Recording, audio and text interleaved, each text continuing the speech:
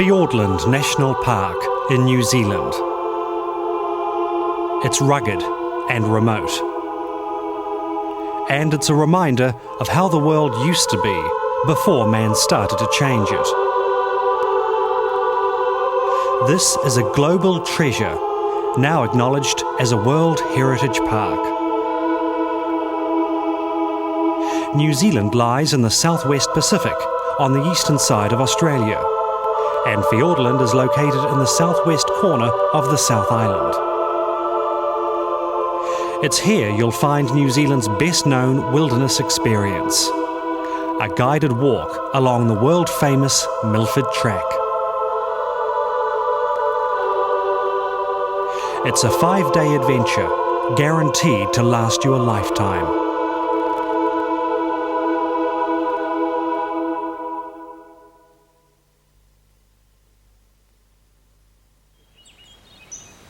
The guided walks operate from November to April, and your first night is spent at the Travelodge Hotel in Te Anau. You don't have to carry supplies on a guided walk, just a change of clothing. And this, of course, is the yellow plastic raincoat that we use. At the evening briefing, you'll be supplied with a pack and a raincoat.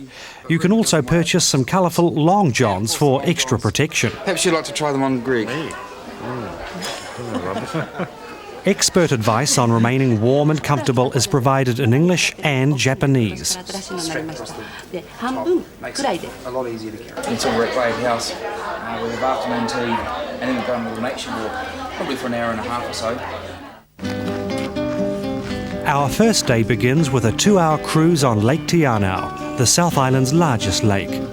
The vintage steamer Tawera is New Zealand's oldest passenger craft.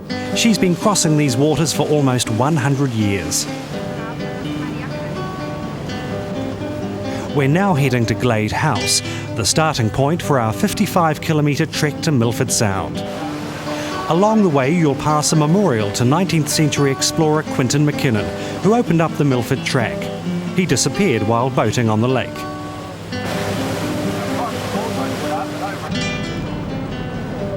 From the head of Lake Te Anau, it's just a 15-minute walk to Glade House.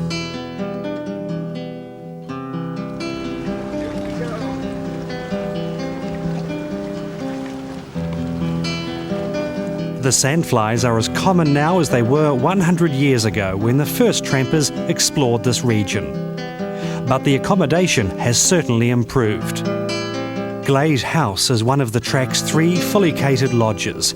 There are hot showers and comfortable bunk rooms with fresh towels, sheets and duvets.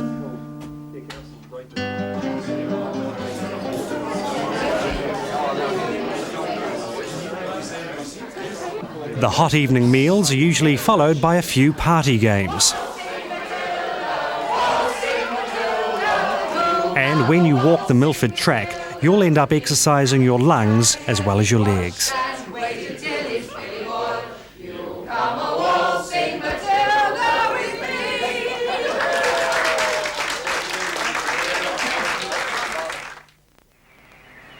Daybreak on day 2, and we're off on a 15-kilometre journey through the old beech forests of the Clinton Valley.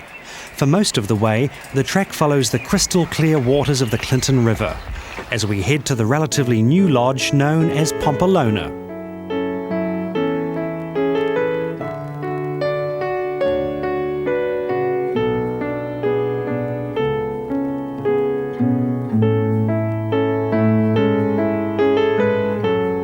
The track is famous for its scenic beauty. You can see it, touch it, and you can even smell the forest aromas. They come from all the bush around us, Greg. The forest we walk through is basically a temperate rainforest, and it's a really rich undercanopy of trees, mosses and ferns. And just the aromas emanate from that very beautiful rainforest.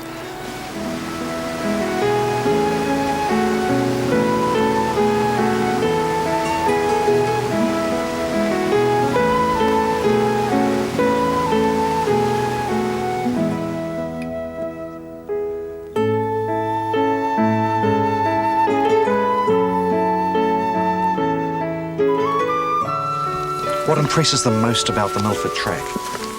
The variety of scenery plus the organisation of the guided walk. I think one of the biggest surprises is just how comfortable the accommodations on the track are, and the level of service and the quality of the meals.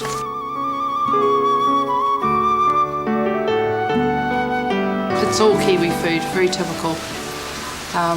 We serve chicken here and the other huts serve beef and lamb. Well, we feed them a 3-course breakfast as well as dinner at night and a good hearty lunch. What's the best part? The vegetation is dazzling. By the time they reach Pompolona, the walkers have worked up a healthy appetite after their first full day on the track. It's been a wonderful walk. Some parts of it were easier than others. Perfect temperature. This is a country I never been to, and it's a beautiful nature. We don't have those stuff in Europe and even in Germany, because it's great away. It's more than you imagined. It's worth, the whole trip is worth.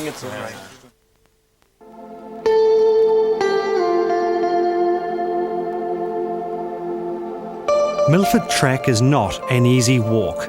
It's a challenge for the fit and healthy. But the biggest test is the long climb over McKinnon Pass to Quinton Lodge.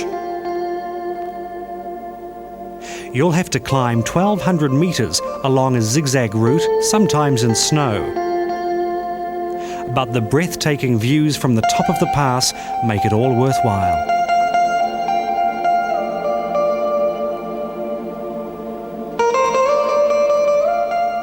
Quinton McKinnon discovered this alpine pass back in 1888. And another Scottish explorer, Donald Sutherland, shares a place in track history. He discovered the mighty Sutherland Falls.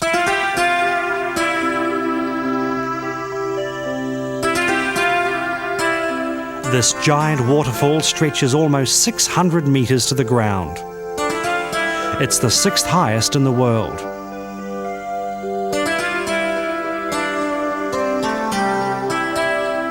From the pass, you can also enjoy magnificent views of Fiordland's mountains, including Jervois Glacier.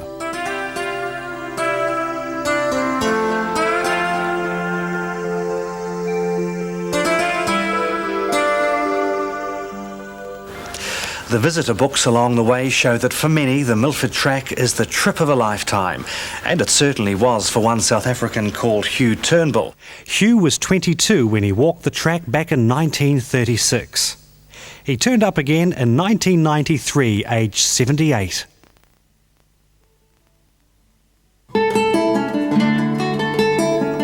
These are the stunning beech and fern forests of the Arthur Valley. It's our final day on the track itself, and once again there are things to discover at every step along the way.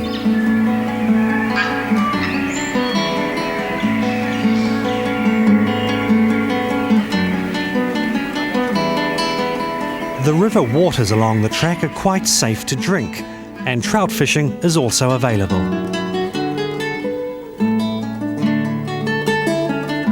Today's leg is the longest, 21 kilometres to the jetty at Sandfly Point.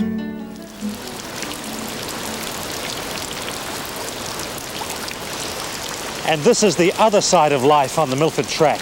Rain, lots of it. Here in Fiordland they get up to 300 inches of rain every year. In fact, on one day here recently they had 28 inches of rain just in 34 hours. But on the Milford Track, rain makes waterfalls. So on a day like this, no one's complaining.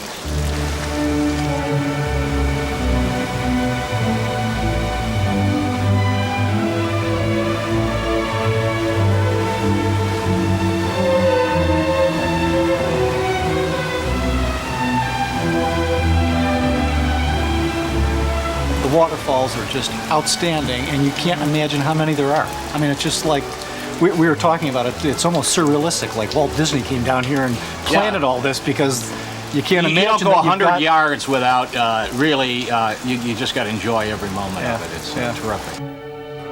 And they have enjoyed it, all 55 kilometres, in sunshine and in rain. Wet. Was it worth it though? Yes, it was. It was really beautiful. Well worth it. I'd do it again. Were you put off by the rain today? Did it rain? Nah, that's just the mist where I come from. Where do you come from? Hawaii.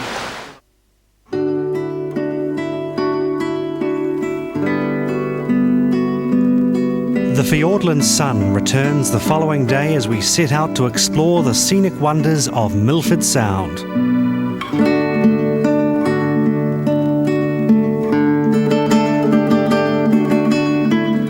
Milford Sound is an ancient fjord carved out by glaciers. You'll end your adventure with a scenic tour on board one of the famous redboat fleet.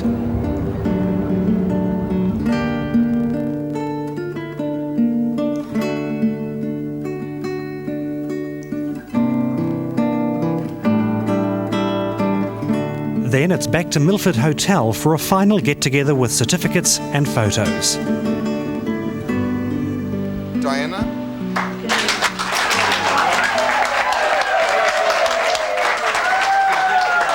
Not really big budget. It's not Cleopatra.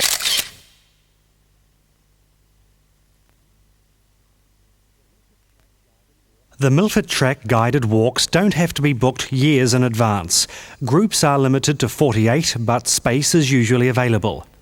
The package includes accommodation in fully catered lodges with hot showers and drying rooms. You'll be cared for by experienced staff who are always in radio contact with track headquarters. Walking the track is within reach of almost anyone. However, you must be fit and healthy and aged between 10 and 70. Over 70s can walk if they produce a medical certificate. Prepare yourself with long walks and exercise, and you should be able to complete up to 20 kilometres in a day. A good friend of mine once said, the Milford Track's a place where people meet as strangers and part as friends.